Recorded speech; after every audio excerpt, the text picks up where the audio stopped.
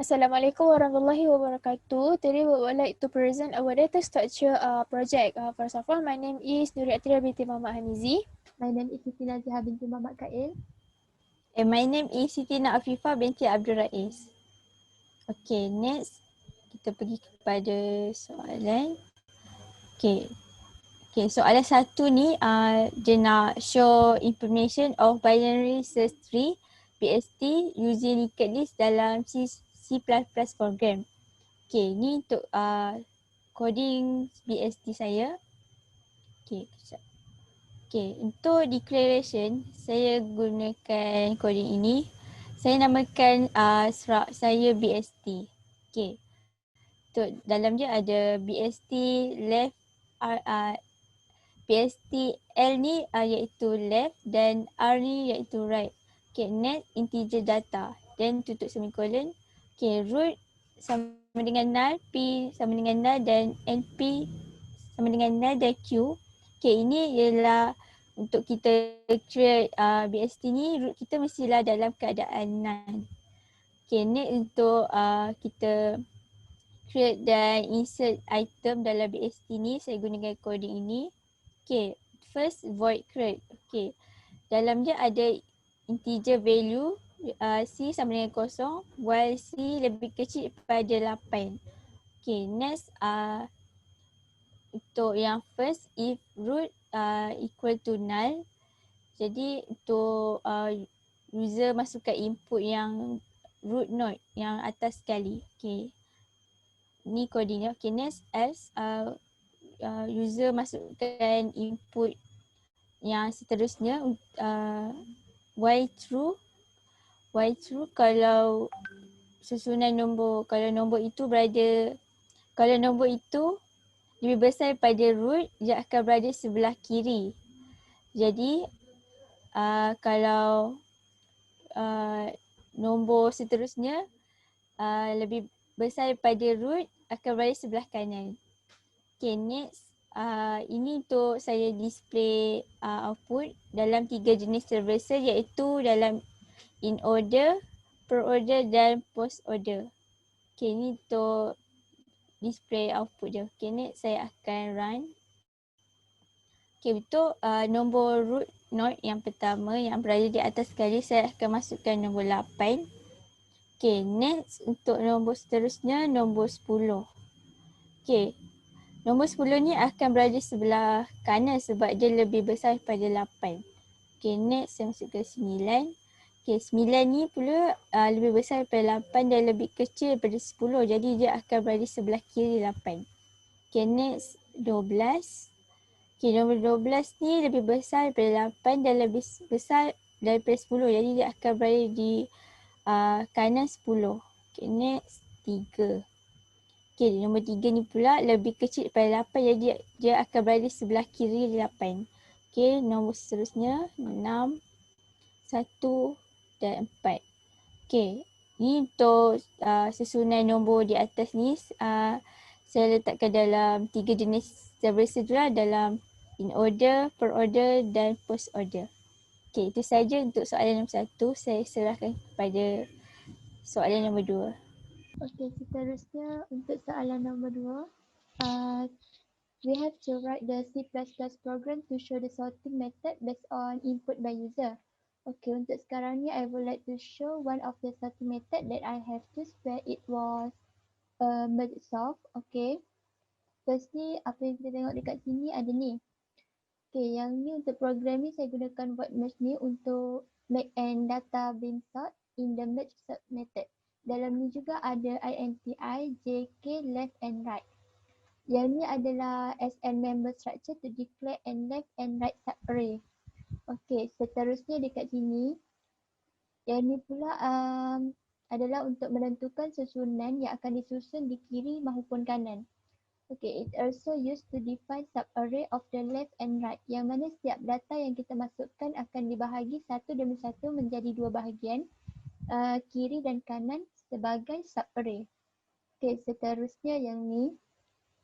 Yang ni pula adalah yang mana bahagian ni data-data yang telah dibahagikan pada dua bahagian tadi akan diisi dalam kotak sub-array untuk ke kiri maupun kanan. Okay, seterusnya kita tengok yang ni. Yang ini data-data yang ataupun nombor yang telah dibahagi dan diisi akan ditetapkan sebagai temporary array sebelum ia digabungkan menjadi susunan merge array. Susunan merge yang betul. Okey, seterusnya tengok Y ni. Yang ni pula adalah the elements that we have input will be divided kepada dua bahagian, kiri dan kanan, and will be spread one by one before it will be merged to a real array. Okay, lepas tu kita tengok yang void merge sort ni pula. Yang ni dia berfungsi untuk menyusun number ke kiri, tengah dan kanan menggunakan fungsi array. The number will be sorted in the first and second arrays. Number yang mana akan disusun dari number yang paling rendah hingga ke atas berdasarkan input yang kita masukkan. After finish of the sorting, the number will be merged into a real array daripada nombor yang paling kecil hinggalah yang paling besar. Okay, seterusnya kita tengok pada void display ni pula. Void display ni saya menggunakan array function in the void display declaration to be function to sort the real number from the lowest to the largest number. Okay, seterusnya last adalah integer main. Integer main ni pula dia berfungsi untuk apabila kita fill in number when we run in C++ program, and the number entered will be sorted using the merge sort. Okay, kita tengok. Apabila run.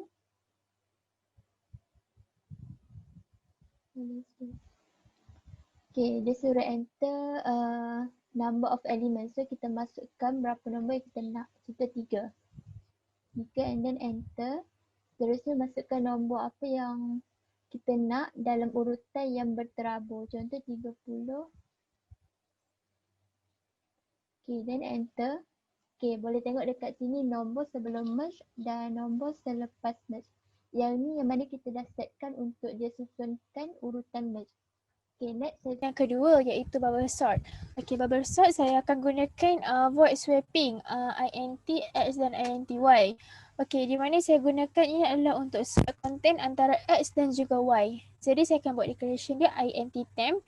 Temp sama dengan x sama dengan y dan y sama dengan temp. Okay, seterusnya saya akan gunakan void display. Void display ni saya untuk displaykan array dan juga size.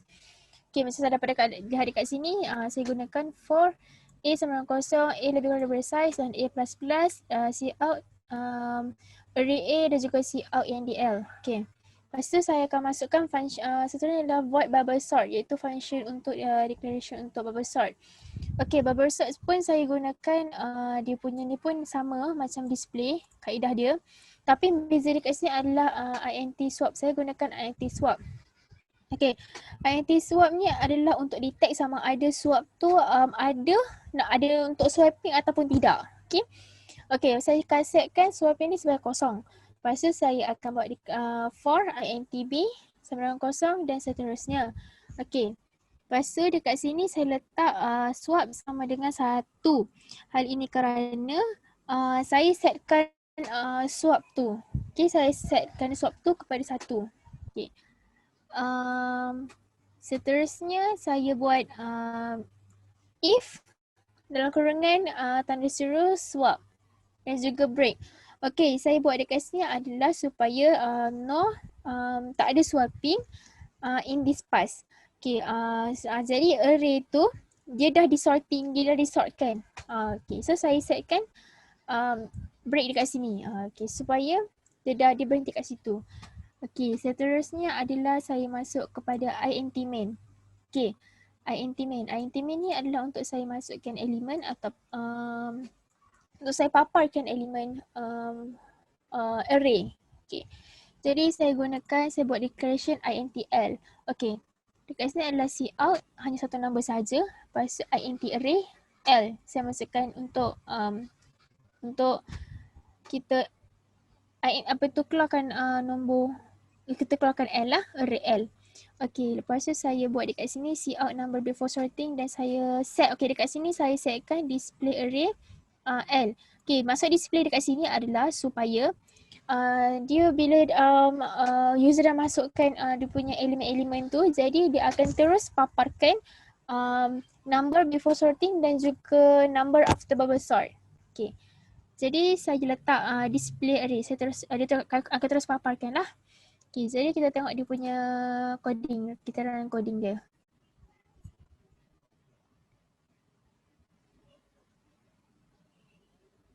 Okay, dia minta satu number of element. Jadi saya ambil 5. Nombor 5.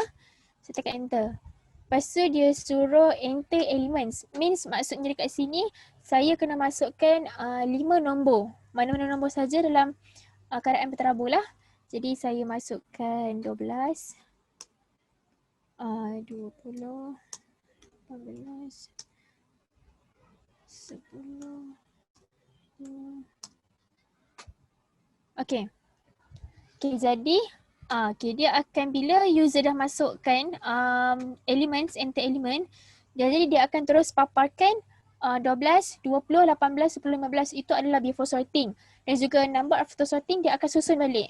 Dia akan susun daripada kecil ke besar.